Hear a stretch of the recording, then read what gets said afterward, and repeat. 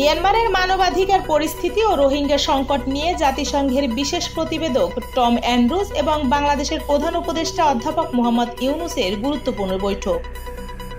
মিয়ানমারের চলমান মানবাধিকার পরিস্থিতি নিয়ে প্রধান উপদেষ্টা অধ্যাপক মোহাম্মদ ইউনূসের সঙ্গে সৌজন্য সাক্ষাৎ করেছেন জাতিসংঘের বিশেষ প্রতিবেদক টম অ্যান্ড্রুজ। এই বৈঠকে অ্যান্ড্রুজ বলেন, রোহিঙ্গা ইস্যুতে আন্তর্জাতিক অঙ্গনে অগ্রাধিকার দেওয়ার ক্ষেত্রে ইউনূসের নেতৃত্ব অত্যন্ত গুরুত্বপূর্ণ। তিনি স্মরণ করিয়ে দেন, আগামী 30 সেপ্টেম্বর জাতিসংঘ সদর দপ্তরে রোহিঙ্গা ইস্যুতে আন্তর্জাতিক সম্মেলন অনুষ্ঠিত হবে, যা মূলত প্রধান উপদেষ্টার উদ্যোগে সম্ভব হয়েছে।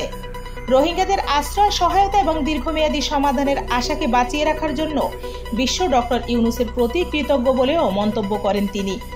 প্রধান উপদেষ্টা আশা প্রকাশ করেন, এই সম্মেলনে দীর্ঘায়িত সংকট সমাধানে একটি সুস্পষ্ট দিক নির্দেশনা দেবে।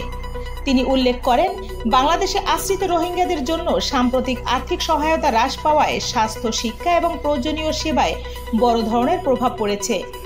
এজন্য পর্যাপ্ত তহবিল নিশ্চিত করতে জাতিসংঘকে আরও কার্যকর পদক্ষেপ নেওয়ার আহ্বান জানান তিনি।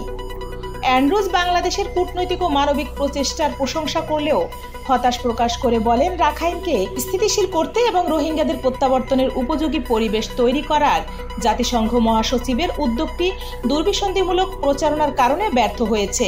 তবে তিনি আশাবাদ ব্যক্ত করেন, সংশ্লিষ্ট পক্ষগুলোর অব্যাহত প্রচেষ্টা দ্রুত স্থায়ী সমাধান এনে দিতে পারে। এছাড়া অ্যান্ড্রুজ 25 আগস্ট কক্সবাজারে অনুষ্ঠিতব্য স্টক হোল্ডার সংলাপে অংশ নিতে বাংলাদেশ সফর করছেন। ওই সংলাপের উদ্বোধন করবেন প্রধান উপদেষ্টা অধ্যাপক মোহাম্মদ ইউনূস। রোহিঙ্গা সংকট সমাধানে বাংলাদেশের নেতৃত্ব ইতিমধ্যেই আন্তর্জাতিক মহলে প্রশংসিত হয়েছে। জাতিসংঘের আসন্ন সম্মেলন এবং কক্সবাজারে স্টক হোল্ডার সংলাপ এ সমস্যার স্থায়ী সমাধানের নতুন দিগন্ত খুলবে বলে প্রত্যাশা করা হচ্ছে। এভাবেই চলমান খবর নিয়ে আপডেট জানতে চোখ রাখুন BIM নিউজে। দেখা হবে পরবর্তী নতুন কোনো ভিডিওতে। ততক্ষণ ভালো থাকুন, সুস্থ থাকুন, নিরাপদে থাকুন। ধন্যবাদ।